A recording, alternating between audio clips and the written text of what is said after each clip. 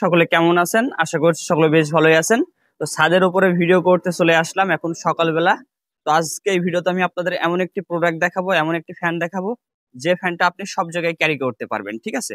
তো ফ্যানটা হচ্ছে ডিপি ব্র্যান্ডের ডিপি 7640 মডেলের রিচার্জেবল ফ্যান।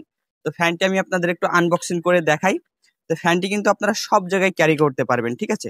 যারা বাইরে ঘোরাফেরা করেন, বাসে যাওয়া আসা করেন, রিক্সায় যাওয়া আসা করেন, অফিসে যান, জ্যামে বসে থাকেন, তাদের জন্য এই ফ্যানটা কিন্তু খুবই পারফেক্ট। ঠিক আছে?